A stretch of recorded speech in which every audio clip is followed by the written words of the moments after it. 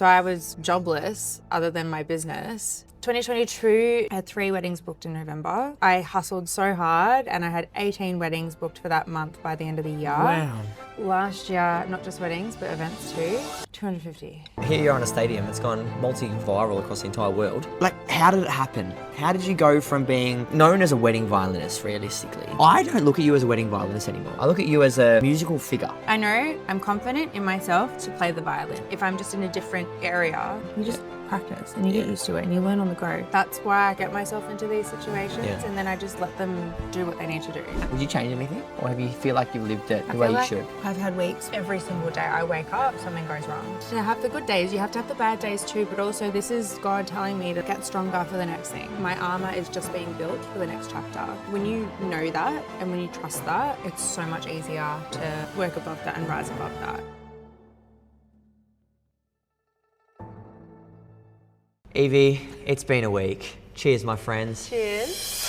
Evangeline Victoria is an award-winning Australian violinist known for blending classical mastery with modern flair. She's performed across Europe, the Middle East and Australia and shared the stage with artists like Kygo, Tiësto and Conrad Sewell. Her viral performance of Seven Nation Army at the A-League Melbourne Derby cemented her as one of the country's most exciting live entertainers. From intimate weddings to stadiums all across the world, Evangeline brings unforgettable energy to every stage she steps on. Thank you for joining me for dinner. Okay, we need a drink first.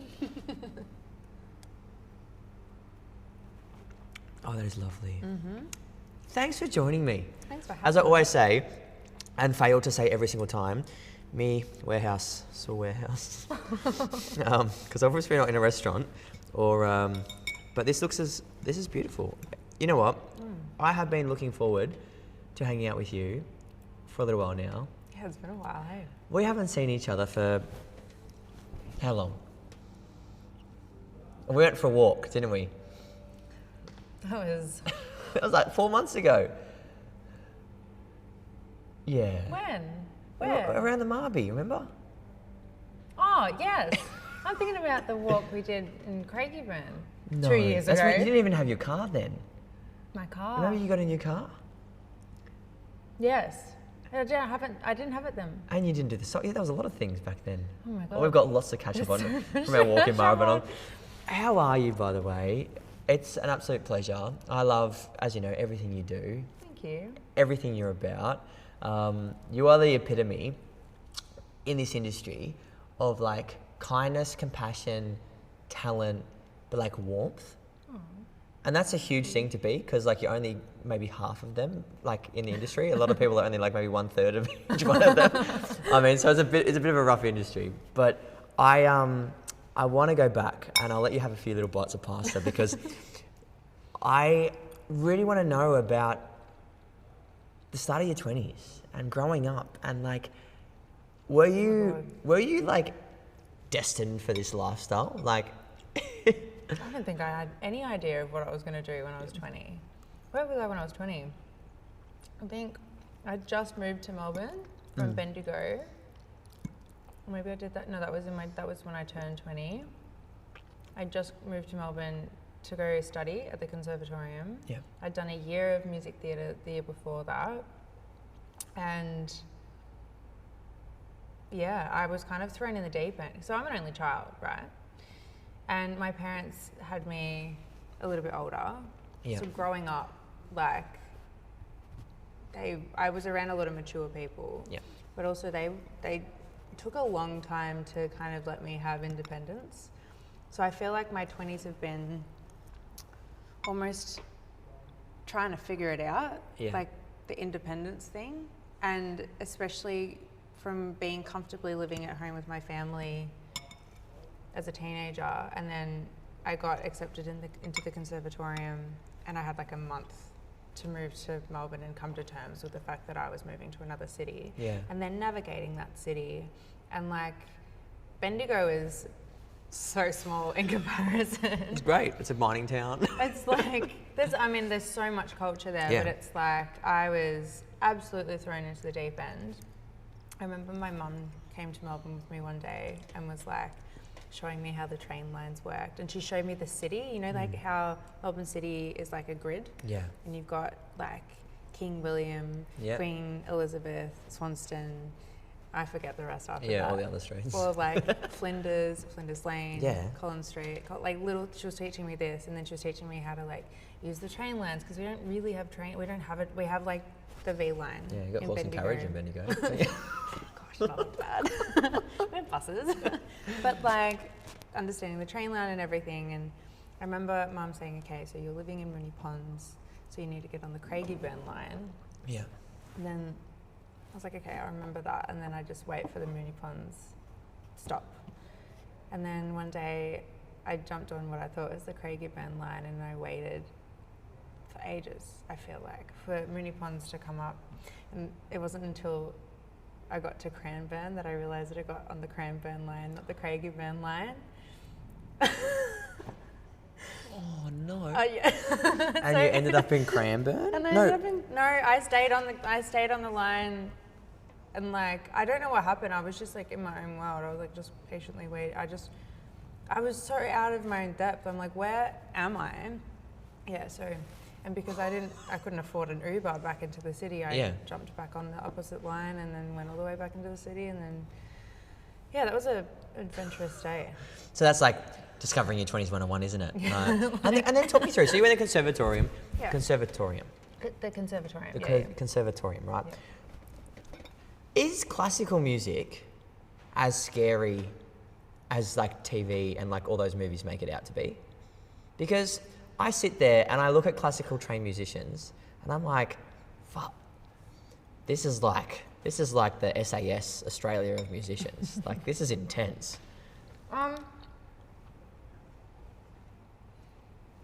Kind of. It depends on the school that you go to, like the conservatorium that you go to. It can be really intense. I found it intense for another reason. Like I have a very loud personality. Yeah. I did not fit in at a classical music school, and I think I was navigating that a lot during my time there. So as a 3-year course, I did it over 4 years. I'm glad I did it over 4 years, but it was It was intense. hard. It was so hard. I think I learned more about dealing with difficult people and like working through that in the music space. Not necessarily my like fellow students, but more my like the staff. Yeah. And the staff really yeah. they were the difficult ones considering. Yeah.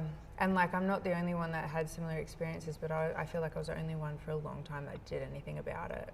And my mum brought me up to be like, you do not let people walk all over you. Yeah. You recognise if you're in the wrong, but also if someone is treating you unfairly and they're trying to have power over you for no reason, you stand up for yourself. And so I did, and like I just didn't tolerate the way that I was treated. And they would have loved that. Yeah, they loved it. Did you graduate? Yeah. Oh, so that was okay then. They graduated because I think I made them scared of me. No, I was still a hard worker. I just had a very different approach to what I did, and like I was also. It was more so that my time at university, the staff that it wasn't necessarily my second violin teacher that I had. Yeah. I had another violin teacher, and we just didn't match. Like our personalities clashed. So I had another violin teacher, and she was amazing. Yeah. She helped me survive the rest of university, but my time there was like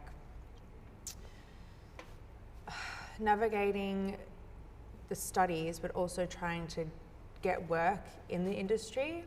And I think there's this whole thing about, I feel that the university made it really hard for a lot of students to work professionally while studying. Yeah. And I was just like, I don't care what you say, like I will make this work. And I did, like I went to part-time work, and I was doing music theatre shows in the orchestra pit and doing like $30 paid calls.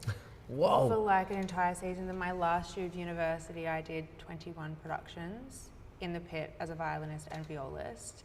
That made me so that gave me so much skill in itself. And then I was working with NICA and their students in their second year show with Cirque du Soleil performers. And then I went on tour with Damien Leith, and I And I Damien still, Leith. legend. Yeah. Like I remember he called me one day and was like, he inquired with me and I saw the email come through and I didn't quite know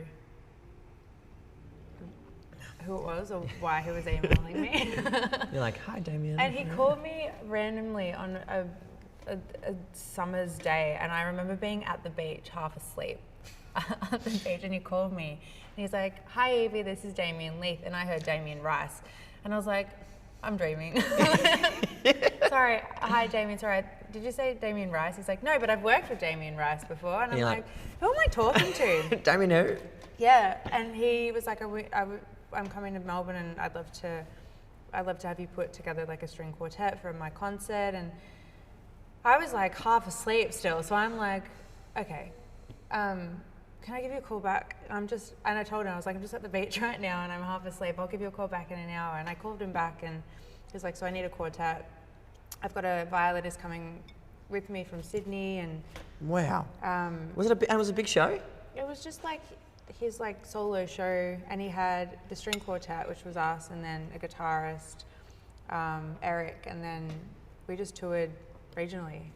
Like it was a short tour, but then we went to Tassie, and then so we did that with him, and I ended up playing viola for it because it's easier to find another violinist and another viola, so I did that. But I had all these opportunities, and like I just worked for them. I hustled because I'm like, I don't want to, and my parents were also really supportive of that too. They were kind of like, you know, we'll help out with your rent so you can start from the bottom taking in this risks industry. too, you know what I mean? Like, and I didn't waste my time, not waste my time, but I didn't end up having a mainstream job. I don't think ever in my life I've had a mainstream job. Amen, sister. We've both had the same. It's really weird. Like when people say, oh yeah, I learnt this skill from working as a grocery, like in the grocery store, and I was like, KFC or I applied for those jobs and I never got them. It's one of those things that, like, I say it all the time, that the two things I say, that school teaches how to build resilience, but life teaches you how, like, perspective, right? And people are spending these crazy amounts of money on uni courses. I can't could speak for myself because I didn't know, non-scored in year 12, didn't do my ATAR. But the amount of energy, the amount of life experience, the amount of, like, there is so much you learn from living and experiencing. And like I said to everyone, all of my mates, all my young mates, I go, look, all you need to do is try a bunch of different things, experience life, intern. You know, it's going to be shitty pay sometimes, but you'd rather go through the ringer than commit to something and then know that this is probably not where you want to go long term in life. That's right. And like, you obviously had this, like, the Damien stuff, and then all of a sudden, you started your own business. All of a sudden, you reckon? Okay. I felt like it was all of a sudden because I met you when you were turning 1. Oh yes, right? Our photo shoot when I was turning 1. Yeah, when I was a baby. Yeah, well, we've known each other for so many years. No, when you had your photo shoot at your beautiful friend's studio. Yes. And I remember meeting you there through Murray. Oh my God. Okay, we met. Okay. Yes, Sam's wedding. We met at it was Murray at the engagement party. Yes. And I remember meeting you on FaceTime. Yes. And like, I remember looking at you being like, who is this beautiful human being? Oh, yeah. Like, who is this hipster guy that's like, has like really good Pantene commercial hair? Like, legit, it was the hair. Yeah. But I was like, hi, Benny. And like, I realized that I'd been emailing you because Murray got in contact with me for this. And then we did with Patrick. Yes. On piano. Pat Barn and Grace, yeah. And you had miraculously brought this white grand piano into this venue. And unfortunately, I've worked at that venue several times since, and the grand piano is not there anymore. No. It's just not the same. No, we brought it in just for that event. Just for that event. Like, and we met there, and then I asked you over voice messages. Remember I sent you a voice message? It was not long after, and I said, hey, I've got this idea. I just picked, like, tell me if yes or no, but like, imagine if you were on top of a mountain.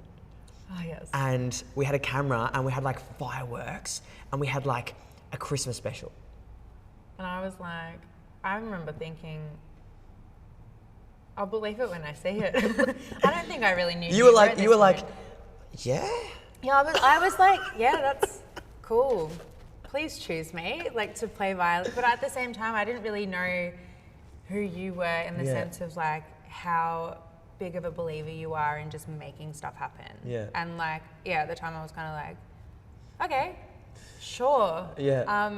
I know a guy that does fireworks. Bless him so much, by the way. I know, they're the best. Sparked events. Sparked events. Like, Cheers I remember to doing them. that. Cheers to sparked events. Cheers to sparked events. I remember. You always have to drink after cheering because otherwise it's bad luck. It's bad luck. I always remember that moment on the hill, being like, "Fuck, this is incredible." It was like one of the highlights of my career so far because, you know, when you just find people in life that really believe in your vision and like that are creative and trust and like have fun and like to find those people in life, it's hard because people don't just believe as much anymore. When you're a kid, you're a believer. You dream. You dream. When you you get older, imagine. it's like your dreams are crushed by society. Yeah. And I remember asking you, and you answer. You're like, yeah, I guess let's do it. And I remember messaging all my mates, being like, oh my God, did you know that just Evangeline just replied back to my messages, and she wants to like be on the hill, and we're gonna do like fireworks and drone show, and like we're doing this next week. So remember we came to the studio, we did this incredible firework. We did the recording at the studio. We recorded it. Celebrated your first birthday in business. Yes. And we then we did a fireworks show. We did the fireworks show, and I remember that day because it was the first week of December. I think it was the 7th of December. Yeah. And I was so jealous of everyone who was there in front of me with scarves and jackets, and I'm in this gown in the freezing In the cold. freezing, it was like 3.5 degrees. And then your hero of a dad drove his car around. He's like, get in the car. And he had the heat up to 30. I think I had burned like on my foot because my foot was in the heater. And everyone closed me in there while you were getting all the fireworks ready. I remember that. I remember being particularly cold. Yeah. And then I remember the shoot Yeah. and my point of view where everyone's in front of me being like, oh, and you're in front of me with the camera. You're making so many noises like, oh my God. I can't repeat what I filming was saying because I was like, Yeah. yes, You were so into it, and I'm just there playing, missing out on the entire show behind me. And I remember when you called cut, and I like quickly turned around to see if there was anything left over. There was no more fireworks left over. But that video on your Instagram. But like on TV, I remember like I remember telling everyone, being like, oh, I'm gonna be on TV at this time on this channel. Yeah. I'm not gonna tell you what it is, just watch it. And then like, This big opener. and then it was just fire, and I remember all the people who were like, oh, it's CGI. I was like, no. No, that was real. That's real. People still ask me that actually. They go, oh, so like was that AI? I said, no. No. Back then we didn't have AI. It was like 3 years ago. Back then we didn't have AI. That's And then we won an antenna award, and then you sprouted in business absolutely incredibly. It wasn't from that moment. You were already sprouting I think I sprouted a little bit from that. There was a lot of people that saw me. I remember seeing that performance now through like when you do weddings occasionally or like events at Christmas time, and I'm like, oh, I just feel like I have a part of that now. I feel like I've played it more in winter than I have around It's a winter. Christmas. It's definitely a winter thing. It's like a Christmas in July. thing, or September. Or, well, you can have Christmas any day. For me, I know. Christmas is Every every day is day. Christmas. So, going back to before I got off track, you know, when did it flip, the wedding game, into, like give me a snapshot from that day. Like, take me back to the day that you decided that, like, or you had this engagement, or like, what happened with the wedding scene? Because it was like that first thing that it must have been one event that then slowly just. So, I launched my business on the 1st of November, 2021, which was the day Melbourne came out of lockdown. I remember Melbourne being like, it's our final lockdown. And I was like, here goes, let's do it. And I had started my business I started building it in April that year. And every time we went into a snap lockdown, I made the most of the time where I wasn't working. I was working in a gym at that time. Yep. And I just built my website from scratch, and I learnt that skill. And then I built my repertoire, and like I used to arrange all of my own music on Sibelius, writing out the sheet music before I thought memorizing would be so much quicker. But there was like a whole year, not quite, maybe like half a year where I was writing out sheet music. for everything. I'm so jealous you can even do that. Cause My dad is an arranger and composer. He taught me all I of stuffed this. up VCE music. So I don't even know where. Like I I couldn't even draw a treble clef. I didn't learn that in Okay. school. I learned that from my dad. That's right. So That makes me feel better then. Yeah, don't worry. But then like, I kind of just went with it, and I had a couple of weddings booked that year, and then they were all postponed because of COVID lockdowns. And then I remember like I did a cheeky proposal during lockdown. Didn't we all do something We did cheeky? something Like, cheeky. we all did something like that. Yeah. Had a couple joking. No, but I'm not joking about this. I definitely did an illegal proposal. Yeah. But it was just like, we were very safe about it, and we had access to a venue. What is it, Elwood Bathers? Beautiful, yeah. So we did it out there during sunset. It was beautiful. But other than that, like, I didn't have anything before. I had 3 weddings booked in November. And I just was like, this is my chance to get as much content as I can. And because I hit the ground running and I was pushing for it as much as possible, I'd been working full-time. I was a casual at the gym, but then they kind of gave me full-time hours because the other staff members who were there kind of quit their job and did other things coming out of lockdown. So I was just by myself, and then I'm trying to make these weddings work. And then eventually the gym was like, we can't rely on you anymore for your availability, so we're going to have to let you go. And I think that was an emotional response by them because they were annoyed that I wasn't available on one Saturday because I had a wedding booked. Yeah. So I was jobless other than my business from the start of December. And I was like, well, this is it. Like, I'm not going to go and find another job. I'm going to make this work for me now. And I hustled so hard, and I had 18 weddings booked for that month by the end of the year. Wow. 2022 rolled around. I was hustling really hard, not just on the performance side of things, but also like the back end, the sales, the, connecting with clients and the planning and everything. And I booked, for 2022, I booked 87 weddings. Then 2023, I had 138. And 2024? Do I want to know?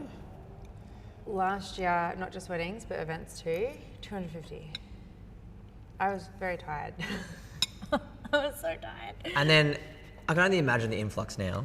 Now I'm like, I'm not trying to book everything. I can only imagine the influx now. Okay, so now I just want to sleep.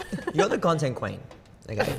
Am I? Right, I'm calling you the content queen because I feel like you have influenced a generation of wedding performers and the way that they do their stories and their Instagram posts.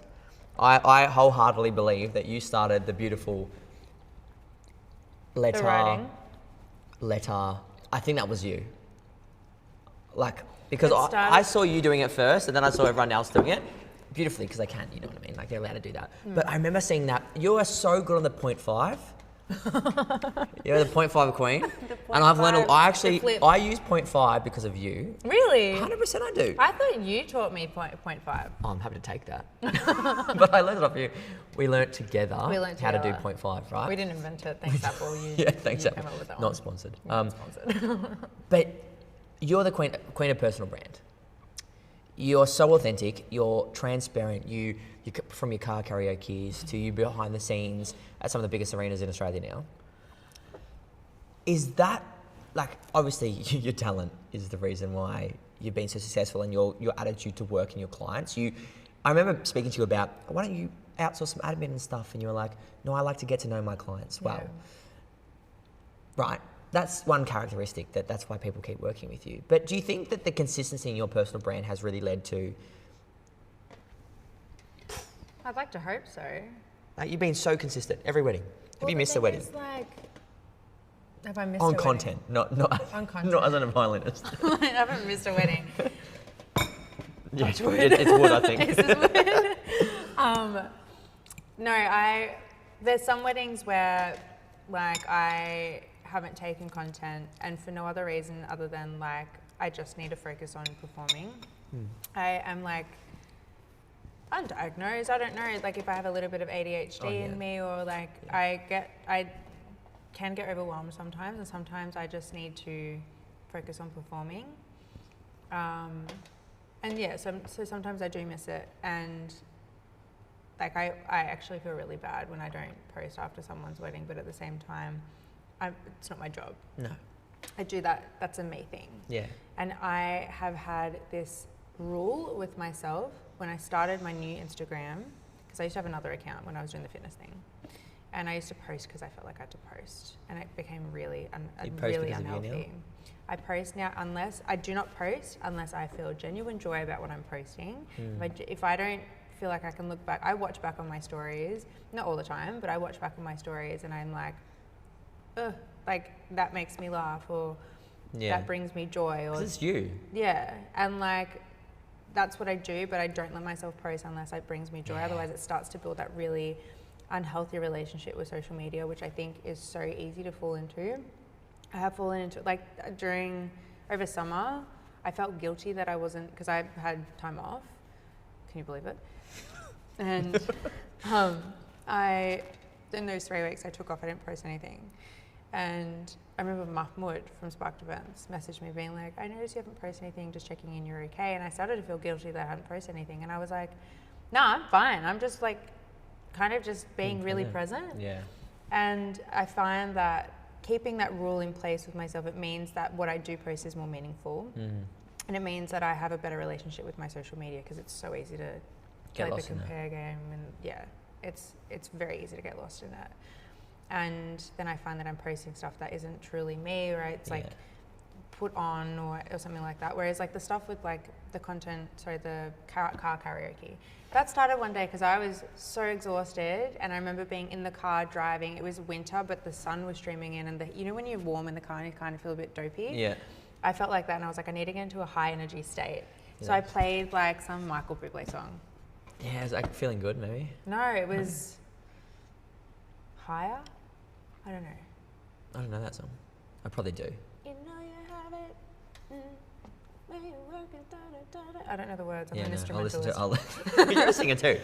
No, I'm not. No, I can say that. Okay, she's like. I'm just a violinist. But I remember singing that song and like loving how my voice sounded. So I filmed it. I was like, who cares? I posted it. So good. And I had great feedback. And I was like, okay, cool. And then someone's like, one. you're a little bit sharp on the. We remove those people. Don't need no negativity here. But then I did it again randomly, like another month later, and someone else was like, I'm loving these car karaoke's. Yeah. And then it just became more and more a thing. Same with the flip. The flip started because I was like, I'm going to try this, that looks cool, and I'm going to put it with this song. And then I kept it consistent with that song. And then people were like, I love the flip, oh my goodness. I love what you did with the flip, actually. A Good Friday appeal. There was a lot of flips going on. Oh my God, all the flips with all the people that I grew up watching on TV. There was a lot of flips there. There was like, flips. I was getting a bit disorientated because it was like flip Dr. Chris Brown, flip other people. How do you think I felt trying to edit that video? I was like, she had vertigo. Where's the... I'm curious.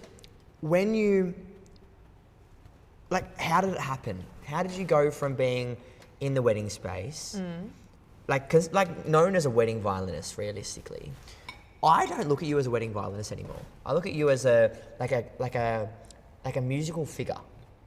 Okay. You know what I mean? Like, I don't look at you and go, oh no, she does, like, you know, when people go, oh, that girl on the soccer, that girl's like back on the soccer, I love her. It's like, oh yeah, I actually know Evangeline. Soccer girl. No, you're not known as a soccer girl. I don't know, because I can't kick a football. And the footy and everything else. But when did it pivot? When did it change? I think like the moment it pivoted, I'm very much a yes girl. Yeah. I'm a big believer in like learning on the go. Yeah. So like I've gotten offers for, I mean, when I first started my business, I thought I'd only do ceremonies and cocktail hour. Yeah. And then I did a reception. I said yes to that and was like, no idea what I'm doing, but let's figure it out. And then like, you know, some guy randomly called me asking me to play violin on a hill with fireworks one day. I was like, I don't know what I'm doing, but let's give it a go. I'm joking. He's a great bloke. He's a great bloke. He's a great bloke. We're besties. Yeah. But like, you know, things like that, just saying yes to opportunities. I know I'm confident in myself to play the violin. Yeah. And then if I'm just in a different area, it's like a painter trying to paint with a different medium. You just practice and you get used to it and you learn on the go.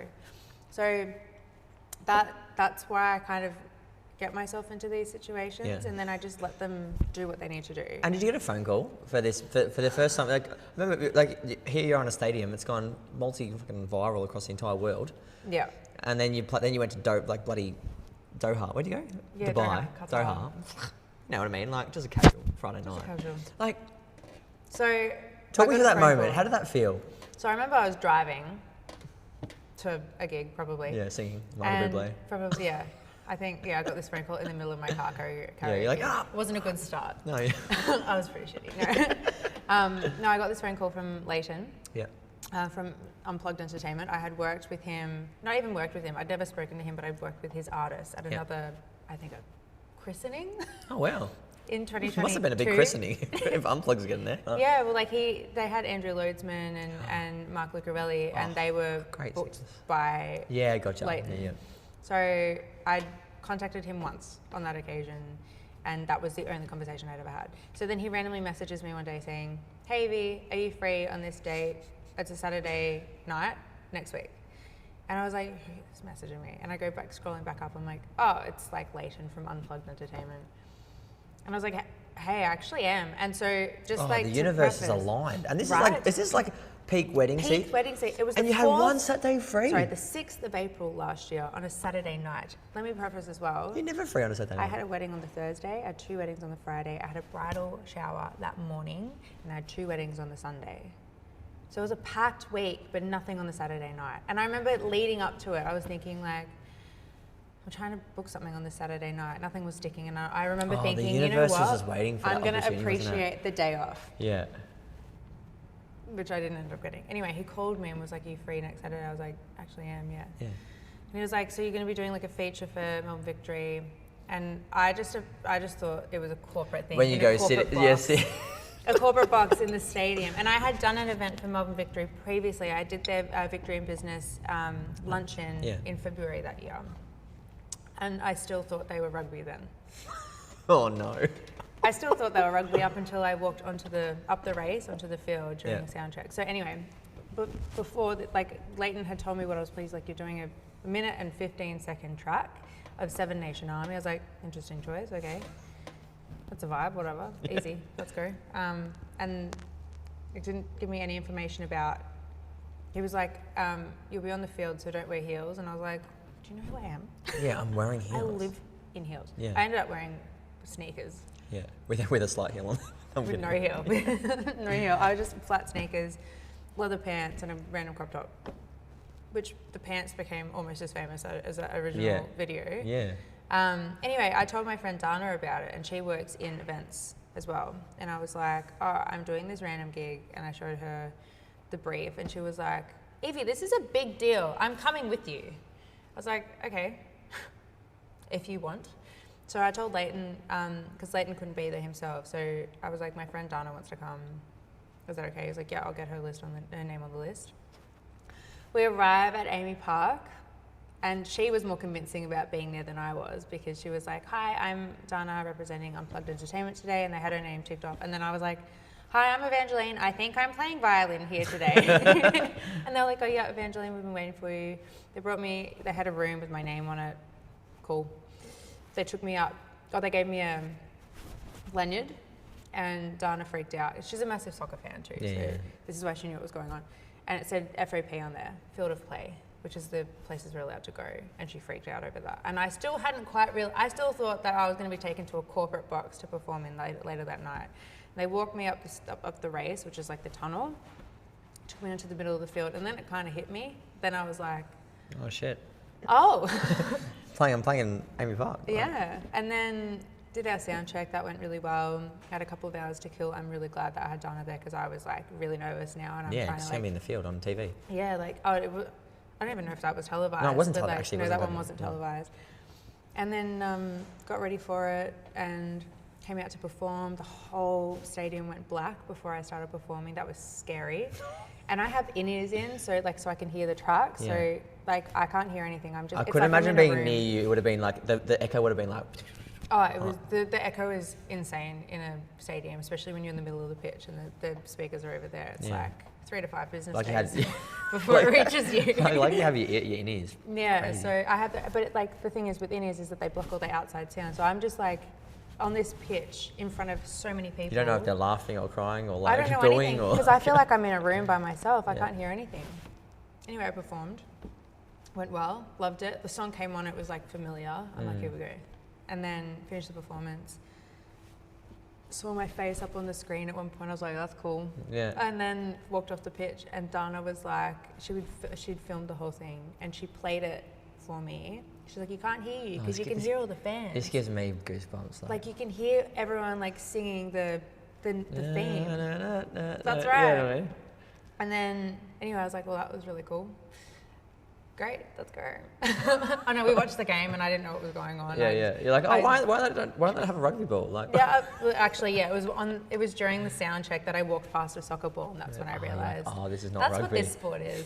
And there's this running joke with me in Melbourne Victory now that I don't know anything about the sport. I said something about a green card at a forum that I was speaking at for them, and everyone thought it was hilarious at how little I knew. It was really bad, very embarrassing. Anyway, 2 days later, I was out for brunch with some friends, and they're also violinists. And one of them, her husband sent her the video, being like, "Hey, how cool is this?" And he didn't realize it was me. He's like, "There's a violinist at the soccer," and she looked at the video and she's like, "Evie, is this you?" And it was this video of me playing, like from Saturday, and pardon me. I commented on it being like, "Oh my God, that's me."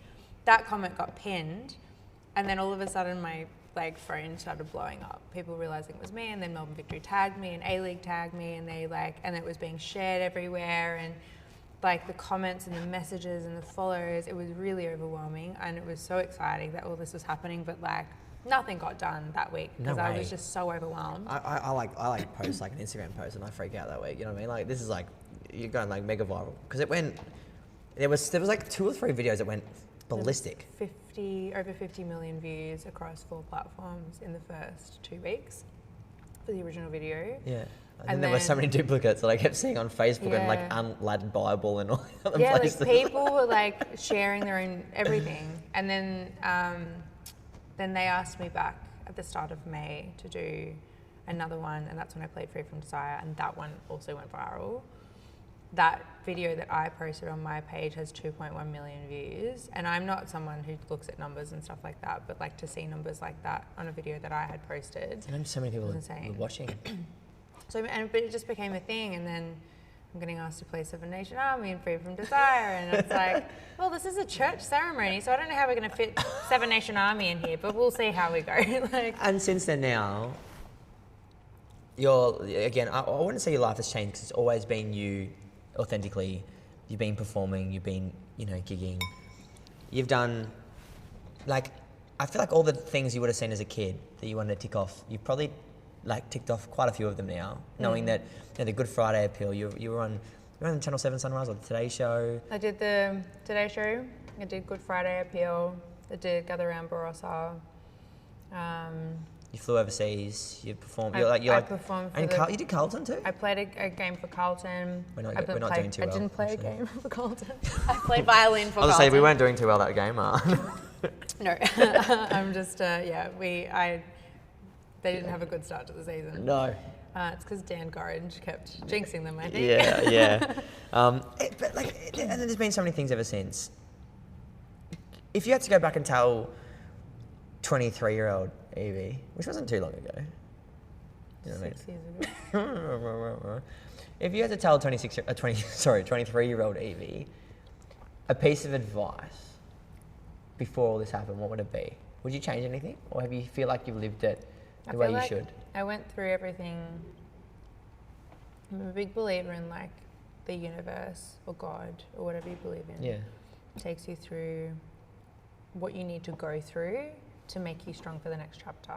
And I've had weeks where I'm like, every single day I wake up, something goes wrong. The next day, and I'm a resilient person, so I'm like, okay, I'm not as emotionally like upset about this the day before. I wake up the next day and something else happens, and then I wake up the next day and something else happens, and it's like one thing after the other, and it's like. So it's really been a journey. It's been a journey, but I have to actively remind myself, okay, this is just one of those weeks and it's going to get better, and to have the good days, you have to have the bad days too, but also this is God telling me to like get stronger for the next thing. And I'm just, my armor is just being built for the next chapter. And reminding, when you know that and when you trust that, then it's so much easier to move through it and be resilient and work through it and just understand this is meant to be, everything happens for a reason. But so far, everything's worked out pretty good. and I just have to trust that that's going to happen. I'll have my moment, and then I have my moment. And like, I have days where I'm like, oh God, that moment was intense. But like, you know, things like that, it's just reminding yourself that you're on your own journey. Yeah. And like, I'll be really honest, I've had moments where I have compared myself to other people, and it's comparison. It's human, and it's hard to admit that. Yeah. It's really hard because like, it's such an ugly feeling. It's an ugly trait, but like it happens, we're human. And especially in Australia, there's a lot of tall poppy syndrome, and it's hard to be around that. Isn't it ever? But you have to work above that and rise above that, and remember that you're on your own journey. And you might see what someone else is up to, but they're probably on their chapter 74, and you're only up to your chapter 24. And it's perception, right? Like, it's social media is like this false reality in so many ways. It's such a beautifully crafted thing, but in so many ways it's so taxing and draining on the human, because we program ourselves to always choose the best part of ourselves. You've grown to a point where, like, you know, you've hit like level 3 or 4, and like there's so many levels I'm sure that you want to keep achieving and growing. Yeah. From all the success and the abundance of like love and energy and gifts and gigs, are you like doing okay with it all? Like, are you like, from an administrational perspective? Well, are you okay? Leighton, remember Leighton? Yes. The agent that got me this gig.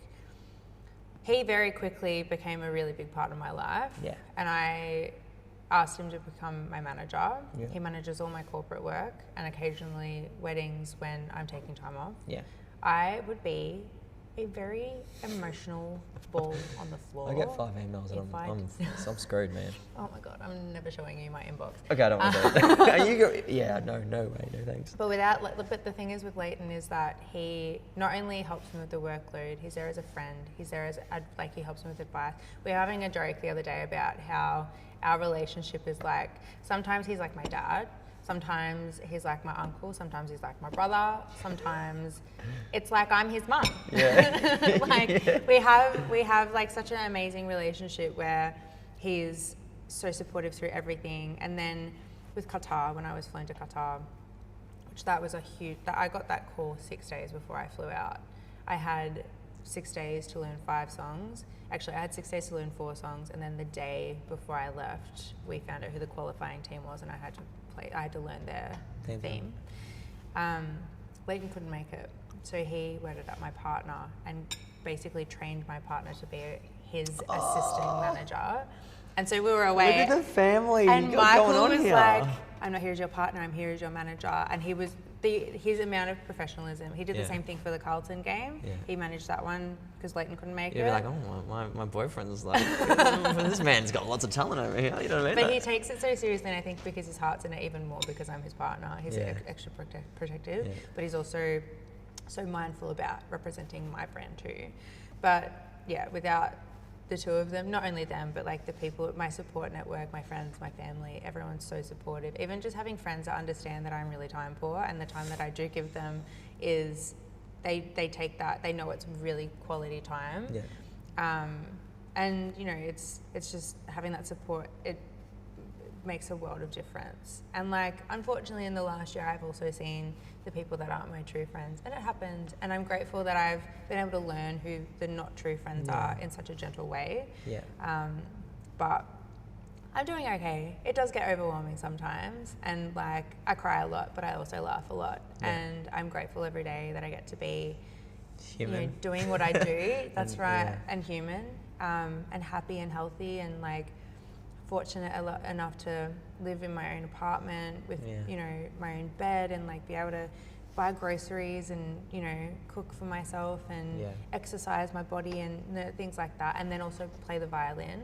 I'm grateful, you know, for the opportunities I've had that have led me to this moment. I have this mantra, I say it every single day. Sometimes I have to remind myself in my little reminders notes, but it's like saying, it's an affirmation.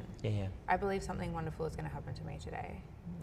And it's kind of wild. Like, it's very easy to fall into the trap of noticing the bad things and forgetting that the good things are happening around it. Yeah. And you know, when you're like, I'm having a bad day, and you focus on the terrible things that have happened that Yeah. day, but then you forget to notice the good things. I think that affirmation not only helps you to remind you that the good things are happening around, Yeah.